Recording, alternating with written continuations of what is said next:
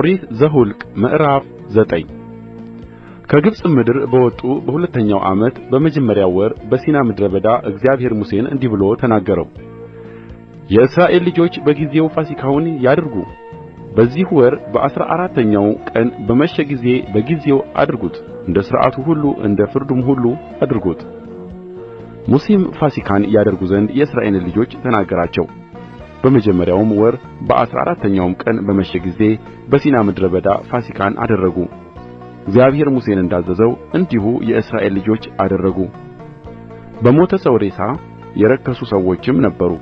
ስለዚህም በዚያ ቀን ፋሲካን ያደርጉ ዘንድ አልቻሉም። በዚያም ቀን ወደ ሙሴና ወደ አሮን ቀረቡ። እነዚያም ሰዎች በሞተ ሰው ሬሳ ረክሰናል፣ በእስራኤል ልጆች መካከል በጊዜው ቁርባን ለእግዚአብሔር እንዳናቀርብ ስለምን እንከለከላለን አሉት። ሙሴም እግዚአብሔር ስለ እናንተ የሚያዝዘውን እስክሰማ ድረስ ቆዩ አላቸው። እግዚአብሔርም ሙሴን እንዲህ ብሎ ተናገረው። ለእስራኤል ልጆች እንዲህ ብለህ ንገራቸው፣ ከእናንተ ወይም ከትውልዶቻችሁ ዘንድ ሰው በሬሳ ቢረክስ ወይም ሩቅ መንገድ ቢሄድ እርሱ ደግሞ ለእግዚአብሔር ፋሲካን ያድርግ። በሁለተኛውም ወር በአሥራ አራተኛው ቀን በመሸ ጊዜ ያድርጉት።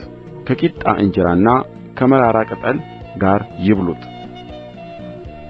ከእርሱም እስከ ነገ ምንም አያስቀሩ፣ ከእርሱም አጥንትን አይስበሩ። እንደ ፋሲካ ሥርዓት ሁሉ ያድርጉት። ነገር ግን ንጹሕ የሆነ ሰው በመንገድም ላይ ያልሆነ ፋሲካን ባያደርግ ያ ሰው ከሕዝቡ ዘንድ ተለይቶ ይጠፋል፣ የእግዚአብሔርን ቁርባን በጊዜው አላቀረበምና ያ ሰው ኃጢአቱን ይሸከማል። በመካከላችሁም መጻተኛ ቢኖር ለእግዚአብሔር ፋሲካን ያደርግ ዘንድ ቢወድድ እንደ ፋሲካ ሥርዓት እንደ ፍርዱም እንዲሁ ያድርግ። ለመጻተኛና ለአገር ልጅ አንድ ሥርዓት ይሁንላችሁ። ማደሪያውም በተተከለ ቀን ደመናው የምስክሩን ድንኳን ሸፈነው። ከማታም ጀምሮ እስከ ጥዋት ድረስ በማደሪያው ላይ እንደ እሳት ይመስል ነበር። እንዲሁ ሁልጊዜ ነበር። በቀን ደመና በሌሊትም የእሳት አምሳል ይሸፍነው ነበር። ደመናውም ከድንኳኑ ላይ በተነሣ ጊዜ በዚያን ጊዜ የእስራኤል ልጆች ይጓዙ ነበር። ደመናውም በቆመበት ስፍራ በዚያ የእስራኤል ልጆች ይሰፍሩ ነበር። በእግዚአብሔር ትእዛዝ የእስራኤል ልጆች ይጓዙ ነበር፣ በእግዚአብሔርም ትእዛዝ ይሰፍሩ ነበር። ደመናው በማደሪያው ላይ በተቀመጠበት ዘመን ሁሉ በስፍራቸው ይቀመጡ ነበር። ደመናውም በማደሪያው ላይ ብዙ ቀን በተቀመጠ ጊዜ የእስራኤል ልጆች የእግዚአብሔርን ትእዛዝ ይጠብቁ ነበር፣ አይጓዙምም ነበር።